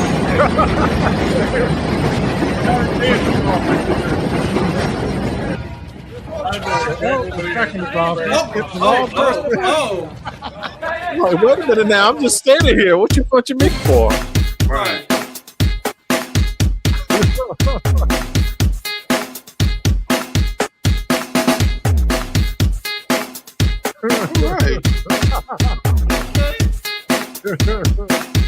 They're eating the dogs. They're eating the cats. Eat the cat. Eat the cat. They're eating the dogs. They're eating the cats. Eat the cat. Eat the cat. They're eating the dogs. They're eating the cats. Eat the cat. Eat the cat. They're eating the dogs. They're eating the cats. Eat the cat. Eat the cat. They're eating the cats. They're eating the dogs. I know. I just released one more left. Eat the cat. They're eating the dogs. They're eating the cats. Eat the cat. Eat So like the cat. They're eating the dogs. They're eating the cats. Eat the cat. Eat the cat. They're eating the cats. They're eating the dogs. Eat the cat. Eat the cat. Eat the cat. Eat the cat. Eat the cat. Eat the cat. Eat the cat. Eat the cat. They're eating the dogs. They're eating the cats. Eat the cat. Eat the cat. Eat the cat. And ABC News did reach out to the city manager there. He told us there had been no credible reports of specific claims of pets being harmed, injured, or abused by individuals within the immigrant community. I see people on television. Let me just say here, this is the people on television said my dog was taken and used for food. So maybe he said that, and maybe that's a good thing to say for a city manager. I'm not taking this from But television. the people on I'm taking it from television the said city the manager. dog was eaten by the people that went there. Again, the Springfield city manager says there's no evidence of that. Vice President Harris, I'll let you respond to the rest of what you've heard. Talk about extreme. I love that look of concern on her face. Like, this motherfucker need the medics. Right. I mean, it was hilarious. Her response was like, "What the fuck is he saying?" I know. Will Bird has changed his shift, but we were texting all night during the pandemic, and he was like, during the debate, he says, "Are you looking at her face?" I was like, "You watching me on M3? Look at her face." He was like, "Yeah." Oh my God, it was so amazing. I think the one that I loved was, I think John posted it when he called his, or her dad a Marxist professor or whatever. She does like this little chin, like, Right. It's like this when you the vice president. Oh, you think you covered for me? You think you covered, really? No, for me, it was when she almost called him a motherfucker because I was. That was priceless. We all know that's her favorite story. Yes. Greenville, because they heard that they get. Oh my God! But this is just as bad when they had wrote a story about Batman, but he was supposed to go down on Catwoman, but the writer was like, no, he can't do that because superheroes don't have sex.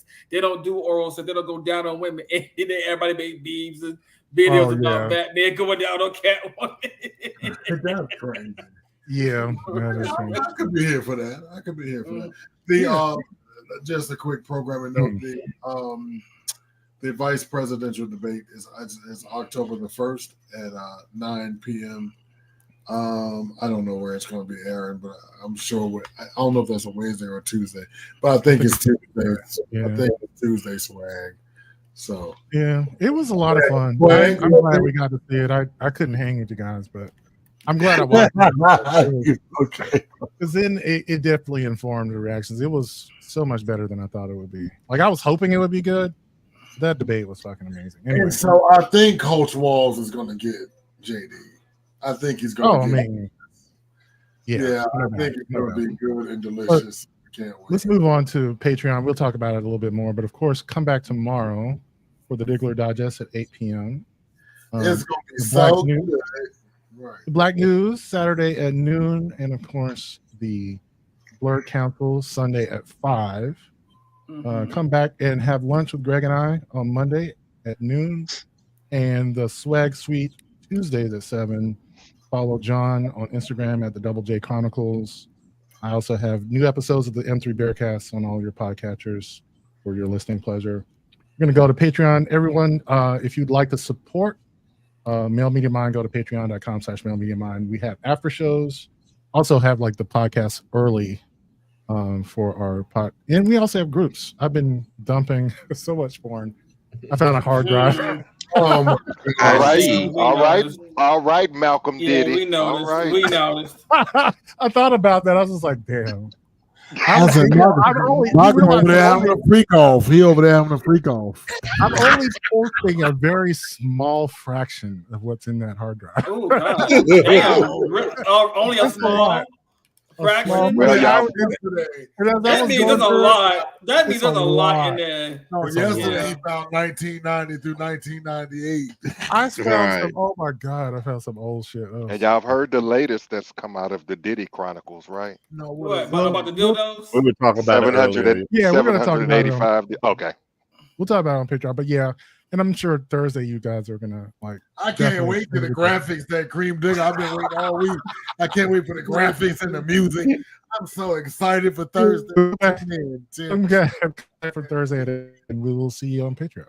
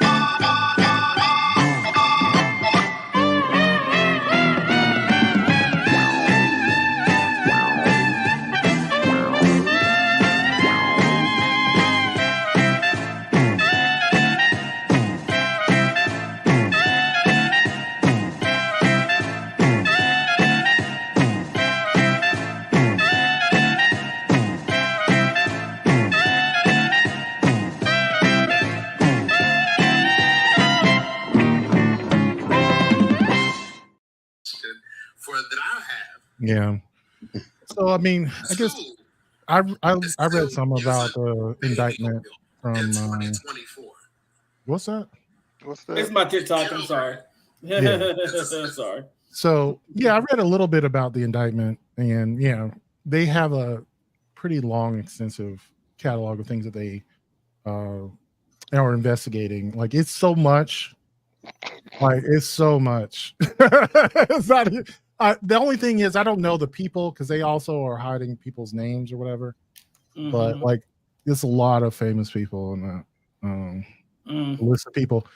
But it was a criminal conspiracy because like he was using those freak offs to blackmail people into certain record deals, and then his employees. I mean, there's even an arson charge in there. I don't even know what that was referring to. Yeah, he allegedly set Cassie's car on fire some years ago. Oh, okay. Well, so I mean, yeah, the biggest one, like I was saying, that they have him dead to rights on is just sex trafficking, right? But they just have the evidence of the hookers that he brought into the parties, which is 15 years minimum, like on that alone. The RICO charge, of course, is that he used his business, you know, as a criminal enterprise, and that's where you have like this long ass list of things, you know. And federal RICO charges can be life sentences. Yeah, it's going to be a life sentence. I wonder if that's why City Girls broke up, because Carisha, aka Young Miami, was dating Diddy for a while. I think maybe they broke up, and JT was like, I'm finna be caught up in all that with Young Miami, because you know she dated Diddy for a while. Yeah. Oh, wow. He actually had a baby while they were dating. Okay. Really? They went to the Met Gala together. I remember that. Yeah. Yeah. Oh, so did Jennifer Lopez. Oh my God. It's amazing just how many like people kept their silence. I guess it's a running theme of those sites of I mean code. Yeah. And not only that, the blackmail. Anyway, Just like and the threats of violence. I mean, like I'm gonna tell you, allegedly I heard that, well no, I know for a fact. I ain't gonna say allegedly, we ain't picture on it. Listen, when somebody say, what you doing this weekend? We're going down to Diddy house. No, thank you. No. No. What the No, I'm just saying, you know what's even everybody knows. Yeah, I think a lot of people say that about a lot of these instances. I mean, it is one thing to think it, and then there's another thing to do it. You know. No, I'm telling you, I was a nigga saying no because I know. I'm just saying, some people, you know, just because they said yes doesn't mean that you consent to everything that happens. Yes. But here's the thing. It was such a known unknown. If you said you were going anywhere Diddy was for the weekend, you know it was a freak off in progress, or he's trying to get one. I mean, it's the same. This is the same argument of like saying, like, you know, walking down the street in a bad neighborhood, like you probably shouldn't do that, but I need to get home, or you want to do a certain thing. You know, it probably ain't no different than these people that have their card parties, and then you know the host of it is the host of it is whispering at all the ones who need to stay for the after card party, but everybody else go home. Probably the same thing at his regular parties. Plus, from what there's being revealed, it's so much worse than what you probably would have thought it was. Yeah, just period. Like it's just not. That's why I said he making R. Kelly look like the Pope, because this is not on that level. This is not some. Oh, I thought this is like some next level shit. And I think we still don't know the full extent of it. No. Well, but this has been a part of Diddy's, like what Greg was saying. Right. You've heard about these parties for years. Like I remember going all the way back into the 90s. Like Bad Boy was huge. Absolutely, yes. Like I remember when it was a thing. I knew people that were in the industry, like background singers or whatever. And they were just a part. They all talked about these parties. That wasn't a big secret. It was the worst kept secret. And I was saved by my bestie was an executive at a major cable company, and I was like, I'm going, and we in LA. I'm going. He was like, no, the fuck you ain't. Why? Yeah. And he was like, oh no. You think you want to go? Well, because it was like, what was the guy that wrote the book similar to Superhead, but he wrote the gay version? Oh, and they panned that book, and everybody was all up in arms, and that book never came out. He said all this stuff, like right, and all the artists that have worked with him have even kind of hinted at him. If it wasn't, he started giving his artists back, which is also part of where the racketeering comes in, was because he gave them back the rights to their music, but only if they signed NDAs. Right. And that is illegal. Where the trafficking of the mail, because a part of it is trafficking of males, cream. He would go to the Dominican Republic, I heard. He went to the Dominican Republic and get all the $5 whores and give them like $1,000 for like a week and come over here and drain them boys dry. Send them back all crazy. Yeah, I forget about that. Yeah, that not all the hookers were female. And also, like you said, he has dirt on a lot of people because, this is interesting, but, people forget his Bad Boy was under Arista Records. Todd Davis came out as bisexual, a couple of years ago when he wrote his memoir? Diddy was right. That was a whole lot going on behind the whole thing. Yeah. And exactly who were the male prostitutes for? The men or the women? Or both? Both. Yeah, I would so say you both. would get. So you would. How did this work? You would get a text message or whatever, with an address on it. But the address was more like a waiting room. Okay, so then you would get the briefing. You would get a wristband, whatever the color was for the weekend. I heard, and then you would ride into the. I heard you would get a ride in a. Thank you. You would get a ride in a van to the location. Okay, So, it would be at one of Diddy's properties, but you would never really know he was going. You know what I mean? So, unless you knew where Sean lived. So, you would show your wristband because it kind of glow in the dark, I heard. And then you would go would have they would be walking around and they would be there to serve. Now, I don't know about all this drunken high stuff. Everybody allegedly that I know that went, saying everybody was sober and agreeable. I don't know at what time they got drugged up and dragged, but the thing is, like, there were, from what I could read from the, the report, was that they weren't all the same. Right. Some of them were worse than others. Some there might have been some that were more tame, like you were saying. And they weren't always at his residence either, because now it's come out that he was at a hotel and caused $40,000 worth of damage. So allegedly, probably all that oil-based lube. But anyway, moving right along. Oil-based lube. For those who are watching, and I'm so excited, those who are watching us on Patreon, please tune in tomorrow at 8 p.m. I see the wheels turning on Green. He's like, it's so good. It's so good. Oh, to what I was talking about that former panel member, I was talking about Bandit. That's what I was talking about. Yeah. We know okay. Thank you. Because I was wondering. I was like, I don't know who he's talking about. Okay. Oh. Yeah. And so he would stream on Growler, and that's would be one of his things. He would be talking shit to the boys. I'm gonna put this 5-inch up in you. With confidence, he would be with confidence. I peeped his Twitter. I peeped his Twitter page, and that's exactly what he'd be saying. You like this old 5 inches, don't you? Yeah. Oh Lord, I've spread across it before. But we need to share. Like, y'all really got me intrigued. That's funny. I had no idea. Oh, he's a mess. He's a mess. He's a mess. He's a mess. He's a mess. Now he is a little. He was a little bit too much fun. I thought I could not too much. Oh, I'm sorry. Yeah. You know what, John? I just Green, do we have a programming note? Any homework for the Daily Digest for tomorrow? Not that I can think of. No, there's nothing. Okay. He said he stopped the signing homework because we never did it. Are we going to talk about? You also never do the homework I gave you. I weren't doing the homework. Right. Are we going to talk about the Emmy? Yeah, a little bit. Yeah. So I guess I really do need to go back and do the homework assignment and watch Shogun because she cleaned up at the Emmys. Yeah, I think I can't get past the first episode. I just don't. I'm just not seeing it. I'm not seeing it. But clearly, I can't do subtitles, but it's got it ain't all subtitles. Most of it. No, it's about 70%. Yeah. Oh, it's a chop for me then. Yeah, because it was the first non-English speaking show to win the Emmy in that category. Right. It's a chop.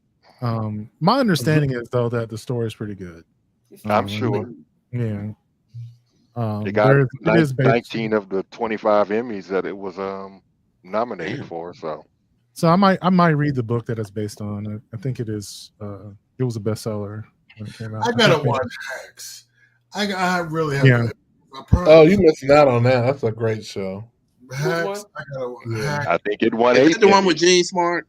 Yeah. Oh, I gotta check that. I love her, so anything she's in is good. You said She came on the stage looking like menopause. I said, look at it.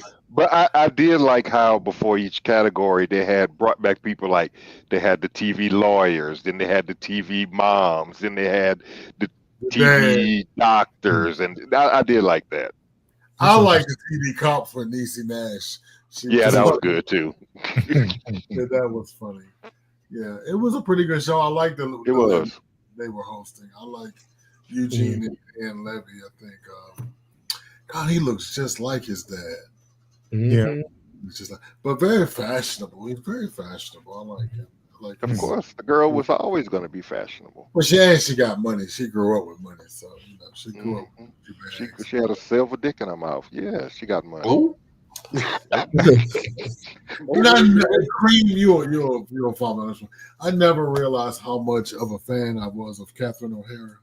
I love that bitch. I love Catherine O'Hara. She's hilarious. I mean, I wasn't a fan of Schitt's Creek. There was They got a a video of him with all that lube. Yeah. Baby oil. Yeah, that was one of John's text messages. Oh, wow. I was just like, why am I looking at John is like TMZ, baby. John is like, it's going Real, I have not seen that video anywhere else but where John sent it to. I'm like, Video. Cream, now you're not gonna make me lose my good job. That's what Cream said. God. Make me lose my good job up in here. That's what you want. Yeah. I'll tell you another story that's crazy is the more they're learning about the guy who was stalking Trump. What? Like, Isn't that crazy? It was pretty bad. Like he's had armed standoff with the police 4 times. 4 in his times. life. 4 times, yeah. And how are you not in jail? He did go to jail. He's a felon. Yeah, he's a felon. And he got out, and then he somehow got out. I'm saying, if any of us had 4 armed standoffs with the police, one, we'd be dead. The other piece of that is that if they caught us and took us alive, we would be under somebody's prison for the rest of our lives. Oh, we wouldn't have made it to the 4th one. We wouldn't have got past the first one. Definitely. We would have been dead. That's the first. When he got out of jail, he went to A&T. Yeah. Yeah, what was he doing at A&T? Yeah, he's from my hometown. He is. He's from Greensboro. Yeah. From Greensboro. He was a student. He was enrolled that in was school. where 2 of the standoffs happened was in Greensboro. Yeah, you know, 2 of the 9/11 hijackers went to A&T. Yeah. They got engineering degrees from A&T. From North Carolina, A&T? 2 of the, yep. They were Aggies? All right. They were Aggies. I know a lot of Aggies. I didn't know they were making them like that. Look, next time you see one, be like, y'all ain't screaming Aggie pride about that. I know Aggie pride now. Aggie pride. I'm gonna do that too. But yeah, he has some sort of paranoid disorder. Like he is mentally ill. He is but I mean, just he is not as mentally ill as the person he was stalking. No, I agree with that because I'm over. Yeah. I don't like they said. And the news media has been very nice. We don't want to victim blame. Yes, we do. Because this is all on them. No, because they opened this door. They keep it to seem like somebody else was, they need to stop it because this is getting out of hand. Y'all need to shut the fuck up. Like literally. They immediately, in the same sentence, there's like, you need to rack down the political violent, rhetoric, and then say it is all your fault. You're the one causing it. But they doing it first. Communist. But you know what I love? I love the Republican governor of Ohio is like, shut the hell up. Would you please? Would you please? Would you please? Yeah. I mean, please. This is not true. He's the one who invited the immigrants into. Exactly. Like, these motherfuckers leave. Governor. Yeah. Right. He was like, because ain't nobody going to work for $9 an hour pumping steel. Nobody. Stop playing. You talking to him. Green Dick was like, you playing in my face. So stop. Basically. Playing in my face. So, and now you got Governor Miss Piggy taking shots at Kamala because she don't have no cheering. The woman got cheering. Wait a minute, which governor? Fucking Miss Piggy. I'm sorry. Sarah Huckabee Sanders. I'm sorry. Oh, her. Yeah, her. Yes, big back ass bitch. Right. Right. In my best Mariah imitation, I don't know her. That's why I resurrected calling her Miss Piggy, because when she was press secretary, that's what they were calling, and she took all offense to it and personal attacks. So now your bitch ass doing the same thing. So we're gonna call you Miss Piggy again. I'm okay with that. Children validate you. They make you down to earth. Well, bitch, no, they don't. They make you stressed out. You see this ball? I'm still trying to see the man that fucked you to give you them kids, because clearly thank you. See. He looked like she did raise 2 kids. They're not her. Do we want to see him? What lies did he have to tell her? That's all I'm gonna say. Shit. Do we have to see? But do we want to see him? Do we? Probably not. Exactly. So and and I'm gonna say what lies had to be told there. That's all I'm gonna say. I mean, who drugged who? You're really pretty. I swear, you're really pretty. Like, no. Yeah, Danny's the governor. You're gorgeous. Look at you. You come from money. I like you. You're the Yeah, best. I'm wondering. I'm wondering if Mike Huckabee is okay with the way she. But then again, she's a grown ass woman, so I guess he can't. Now, he okay with it. He on a Trump train. He okay. Yeah, they all on that Oh, Trump okay. train. Okay. Yeah, he okay with it. You know, He drank the Kool-Aid. Yes, you know, and the thing I love and the fact that Emhoff's baby mama clapped back on her, and you know, was like, you know, she's a great mom and she served this nation. You know, that validates you. Yeah. So I mean, Now, when your the one thing, ex-wife, your husband's ex-wife, says she's a good mom. Right. I mean, come on. What were you gonna say, John? the one thing that I hope Kamala and them use, and the Democrats, is the story about them two women in Georgia that were trying to get an abortion that couldn't, already on it. and They end up dying. They need to really. They're already put that on out. it. There is a commercial. It's a radio ad I right need now. more. I need more. There's a TV ad Yeah. coming next week. Yeah, the one that is that took John Lewis's seat is all over the news about it. She's been all over. Yeah, because one of them was a sister. Yeah. She talked about it, like she told the story on live on CNN and MSNBC. And the thing that I love about this now, Kamala is sitting down with anybody who's gonna talk to her. They kept on she wanted to do the interview. Every day she doing an hour-long interview. She sat with the black reporters, people. Then she did the Hispanic people, and then tomorrow she's gonna do like the Jews for Jesus. I don't know what she is. She is on it. Not Jews for Jesus. She is on it. Now, speaking of Saturday, I'm going to cover how Israel They some bombed. smart motherfuckers. That's some I mean, that just genius kinda- shit. That kind of shows you just how good the Mossad is, right there. I was going to say the Mossad is better than the CIA. Scary. They are scary good. Did you hear about it, Cream Diggler? Nearly No, I don't know what y'all talking about. Nearly okay. 3,000 explosives that they planted on. What was that in? Pagers. In Pagers, but I can't remember what country that was in. Oh, that's what all Taiwan. the pages blowing up was about. Yeah. It was They were in where? Lebanon. Lebanon, yeah. They were in Lebanon. The shipment came from Taiwan, though. Right. It was Right.